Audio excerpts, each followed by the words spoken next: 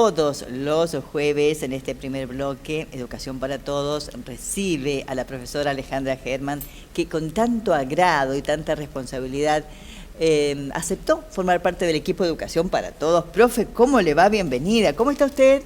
¿Qué tal, Alejandra? Muy bien, muy bien. Pero qué gusto, y como siempre destaco la actividad, la investigación, el tiempo que la profesora dedica para, por supuesto, traer cada semana hechos que marcaron el mundo. Quienes nos siguen a través de la TDA y también a través de nuestro canal de YouTube ven en imágenes a la profe.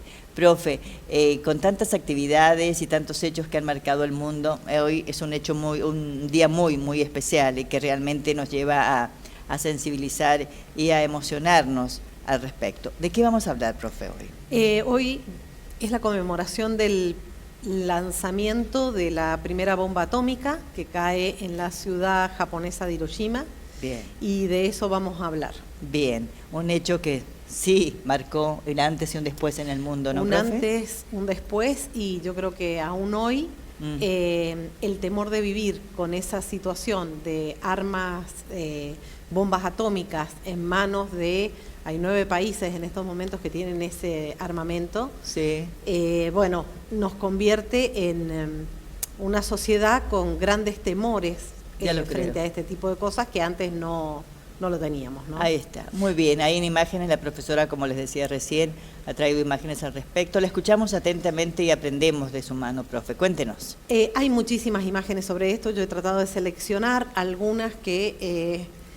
podamos hacer la observación. Sí. En este caso, la primera de las imágenes es justo el hongo en la ciudad de Hiroshima, y ese edificio que se ve ahí, que aún hoy las ruinas de ese edificio siguen en el Parque por la Paz, correspondían a lo que vendría a ser el Palacio de Promoción de la Industria en Hiroshima. A las 8:15 de la mañana del 6 de octubre del 45, es decir, hace 81 años atrás, se lanzaba esta bomba en Hiroshima. ¿Por qué Hiroshima? Hiroshima era una ciudad que tenía es un centro militar e industrial y de comunicación. Por eso mismo fue elegido para lanzar en esta ciudad, que no había ocurrido. Lo que pasa es que, ya vamos a ver más adelante, no ahora, sí, pero un mapita japonés, donde hay varias ciudades que habían sido sometidas, así como Alemania sometió a Inglaterra a una serie de bombardeos, sobre todo durante la noche, desde los aviones, en una batalla aérea. Estados Unidos también hizo lo mismo con Japón. Entonces habían caído muchas bombas, por ejemplo, en Tokio, en Kioto, en una serie de otras ciudades, pero esta no había sido tocada. Entonces, ¿por qué fue elegida? Por esta particularidad que tenía, y porque además, al no haberse lanzado nunca ninguna bomba, lo que iban a hacer era medir cuánto podía ser de destructiva la bomba atómica. Dios mío. Fueron 2, esta sí, es de uranio, y la próxima bomba que hacen el lanzamiento es una bomba de plutonio. Vamos a seguir con la otra imagen. Esta es el avión desde donde se hace el lanzamiento en Olagai. Es el nombre de la mamá del piloto, que le coloca ese nombre en honor a su mamá.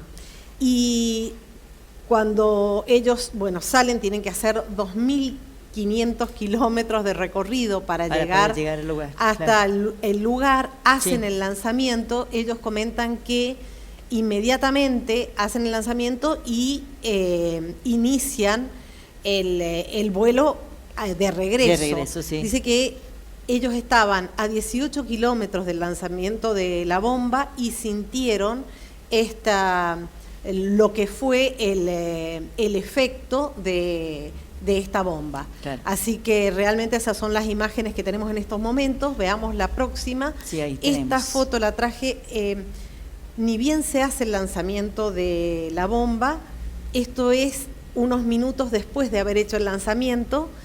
Hay un fotógrafo japonés, con todos los temores que significaba, porque no podían tomar fotos de la guerra, lo tenían prohibido, el Estado japonés lo tenía prohibido, toma dos imágenes. Esta imagen es en un puente que por motivos que parece ser quedan resguardados en un puente de hormigón. Providencial fue tal vez para esas providencial, personas. Ellos no mueren en esos momentos, estamos hablando de que mueren inmediatamente 80.000 personas.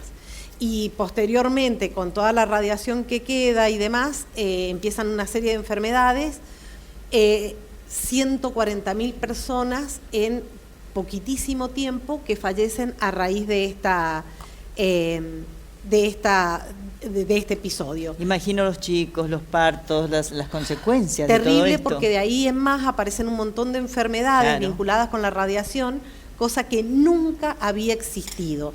Esta bomba, Little Boy se le llama por el formato que tenía, al ser una bomba de uranio era bastante delgada, el diseño alargado, y lo que tienen estas bombas que funcionan, porque precisamente lo que producen es la fisión de lo que es el núcleo de un átomo, no llegan a la Tierra, sino que explotan 600 metros antes de caer en el territorio. Y de ahí empieza una gran explosión donde abarcan muchísima superficie dentro de la ciudad. Este es el mapito que yo mencionaba porque estaba todo el cuestionamiento. ¿Dónde hacemos el lanzamiento? Si lo hacemos en Tokio, que era una de las ciudades que más habían bombardeado, Tokio era el centro político. Entonces, si lanzaban la bomba en ese centro político, sí iban a quedar inclusive sin autoridades para hacer las negociaciones después para la rendición de Japón. La otra ciudad era Kioto, pero Kioto había sido anteriormente la capital, es la capital cultural, porque a partir de Kioto, si ustedes ven los nombres, se funda Tokio. Kioto había sido la capital originaria y Tokio es la capital a partir del siglo XX. Por eso mismo ninguna de estas ciudades, porque decían Kioto iba a ser muy costoso a nivel cultural ese sometimiento. Entonces por eso el primer lanzamiento es en Hiroshima y la otra ciudad, o sea, los japoneses no habían alcanzado ni siquiera a reaccionar. 3 días más tarde se hace el otro lanzamiento y es en la ciudad de Nagasaki. ¿Por qué Nagasaki?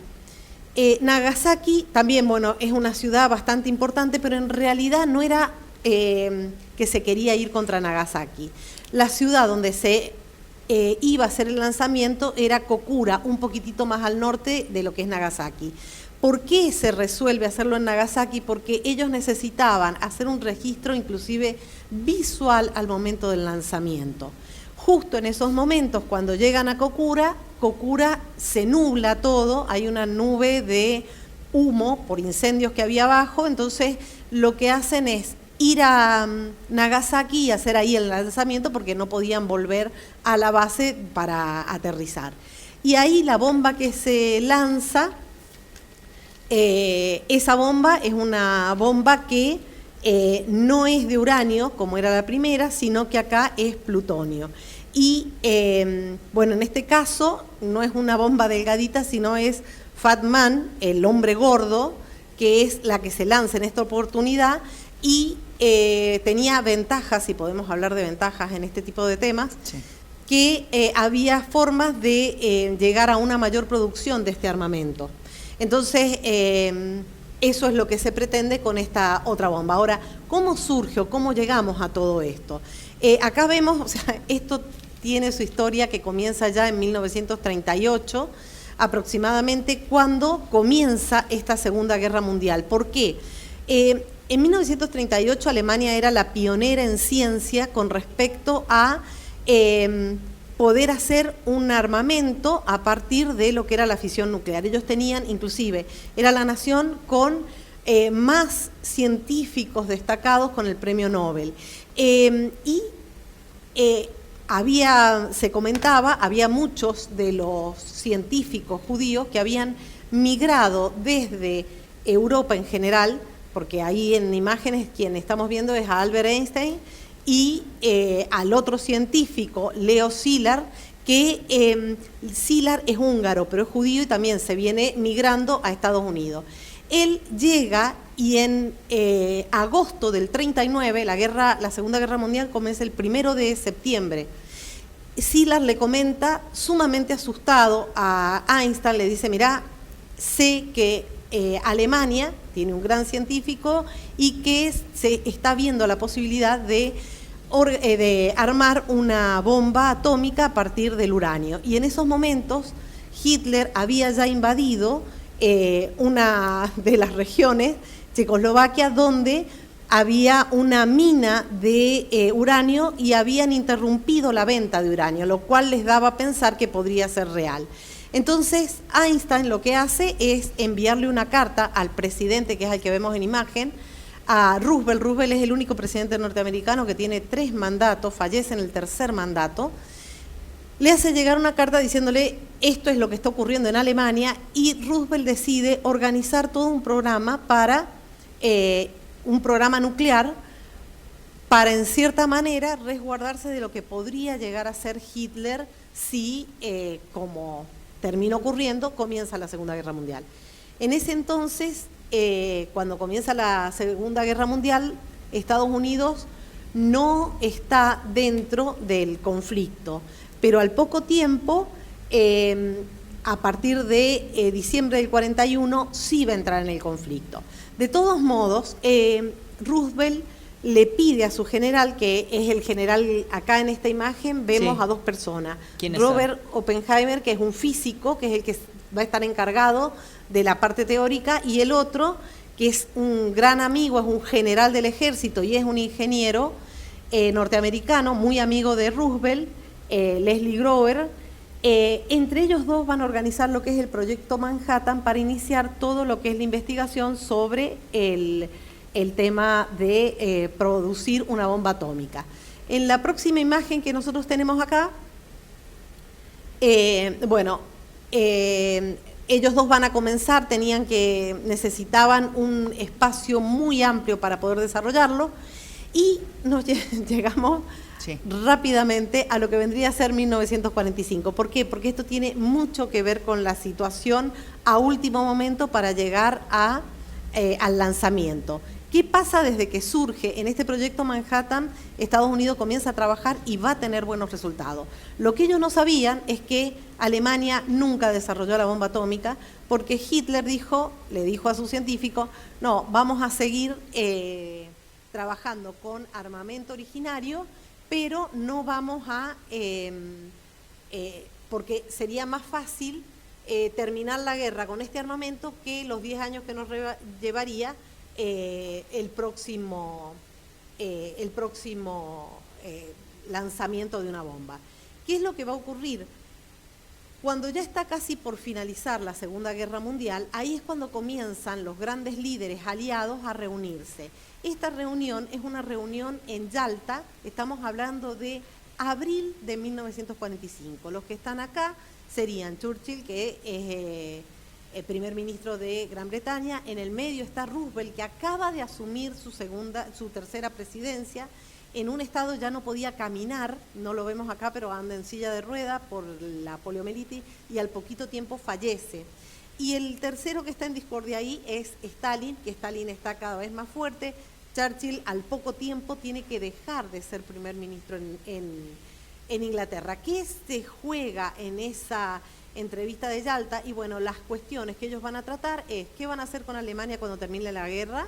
Estamos hablando de un mes antes de que ingresen 2 meses antes de que termine la guerra en Europa. Es como que hay 2 grandes frentes. Por un lado el frente europeo y por otro lado el frente del Pacífico. Cuando termina, los primeros que entran en Alemania al momento de darle la finalización de lo que es el bloque europeo, son precisamente la Unión Soviética con Stalin. Entonces, Stalin lo que va a hacer es una nueva reunión, así como había estado la de Yalta, donde ahí se habían comprometido a que fueran, por ejemplo, en el caso japonés, Rusia iba a intervenir a favor de Estados Unidos en la guerra japonesa, siempre y cuando Estados Unidos les diera una serie de territorios, algunos le pertenecían a Japón y otros le pertenecían a China, que no había sido convocada para la reunión, pero de todos modos se los iban a dar a los territorios. Y estas 2 últimas imágenes que habíamos visto pertenecen a la misma reunión. Es la Claro. reunión cuando ya fue tomada Alemania. Sí. Y esta reunión se produce en Potsdam. Potsdam está a las afueras de lo que vendría a ser Berlín. Y en la primera foto veíamos que los tres grandes líderes eran Churchill, Truman, que es el presidente norteamericano, y Stalin. Y en esta nueva vemos a Attlee, a Truman y a Stalin. El único que se mantiene es Stalin. ¿Qué pasó? Roosevelt había fallecido. Truman era una persona que no tenía, o sea, no había sido, ni siquiera estaba preparado para ser presidente. Llevaba 3 meses como vicepresidente, se había reunido en su vida 2 veces con Roosevelt, ni siquiera había participado de las reuniones en Yalta, o sea que va a actuar como a él le parezca que tenga que actuar. Y en el caso de Gran Bretaña, que sería la otra persona, Churchill, estando en la reunión en Potsdam, tiene que volver a Gran Bretaña, hay elecciones, y no lo reeligen, sino que mandan al nuevo primer ministro, que es Clement Attlee. Esto modifica muchísimo las cosas. Estando en estas reuniones de Potsdam, lo que va a ocurrir es que lo que estamos viendo acá, hablábamos del proyecto Manhattan, logran hacer lo que es la explosión del proyecto Trinity, que vendría a ser la primera bomba que estalla en precisamente en Los Álamos, en Nuevo México, y ahí es cuando el mismo Oppenheimer dice que él se ha convertido en la misma muerte.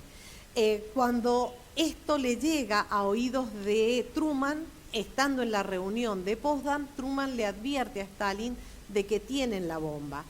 Y al poco tiempo, la reunión en Potsdam termina muy cerquita, el 5 de agosto, y ellos ya el 6 de agosto hacen el primer lanzamiento. Sorprende a todo el mundo de que esto es actualmente, Japón termina rindiéndose, que no se entiende por qué se hace el segundo lanzamiento, porque ya el 8 de agosto Rusia había dicho, los japoneses le habían pedido que intervenga como mediación para entrar a hablar con Estados Unidos, no lo hacen de esta manera y hacen el último lanzamiento. Este es el actual Museo de la Memoria que hay en Hiroshima, y esto vendría a ser lo que es el cenotafio, que es el sitio donde más impacto produce la guerra en plena ciudad de Hiroshima. Esta mañana, a partir de las 8:15, que es el momento en que estalla esta bomba, se hace un minuto de silencio, después suenan las campanas. Este formato corresponde precisamente en conmemoración a esto de la bomba, y hay discursos a favor de la paz y la entrega de flores. Y a la noche, que ya dentro de un rato, se hacen lanzamientos de linternas, que es para que todas las almas que fallecieron en esos momentos puedan llegar al cielo. Exacto. Es bastante dura toda esta situación. En estos momentos quedan aproximadamente 91.105 Hibakusha, que serían los sobrevivientes de ese momento, que cuentan con más de 86 años, sí, y que dentro de pocos años ya ninguno de ellos va a estar con nosotros, ¿no? Después de tanto tiempo, Así claro, que, estamos bueno, hablando de 81 años. Profe, realmente increíble, increíble lo que sucedió, y realmente son hechos que marcaron el mundo, tal cual usted lo dice. Estamos hablando de esta conmemoración del lanzamiento de las bombas atómicas en Hiroshima y Nagasaki. Realmente testimonios terribles, increíbles, y las consecuencias, esto es para hablar muchísimo, y lo que siguió después, y lo humano. O sea, yo pensaba esas almas de repente que sucedió esto, no se enteraron de lo que sucedió, lo que pasó. Y nosotros en privado dialogábamos con la profesora, bueno, lo que pasó después, y testimonios y cosas que la historia ha plasmado en libros y demás. Los posteriores nacimientos, los chicos, las enfermedades posteriores, las consecuencias en el cuerpo, los quienes quedaron en el cabello y demás. Terrible que no viene el caso, pero es importante que lo sepamos y forma parte de la historia del mundo. Profe, don Ismael nos tocó el timbre. Nos tenemos que ir al recreo, como siempre, agradecida. Teníamos que mencionar, porque esto es educación para todos, tenemos que reflexionar sobre esto. Sí, muchos se plantean si estas son las nuevas armas modernas o la ciencia de la muerte. Increíble. Así que sí. Me inclino más para el otro, sí, para el Es segundo. muy triste. Bien, profe, muchísimas gracias como siempre, gracias por estar con nosotros, nos vamos al recreo, con nosotros la profesora Alejandra Germán con su aporte, como todas las semanas que nos sorprende realmente, y es un crecimiento personal, profesional, y tenemos que conocer parte de la historia del mundo, Sí, y reflexionar sí, al sí, sí, respecto. Vamos al recreo, cuando volvamos más información, más comunicaciones y por supuesto el último bloque con invitados y con cursos. He quedado así después de todas estas imágenes, con cursos que vamos a proponer para todos los colegas. No se vayan.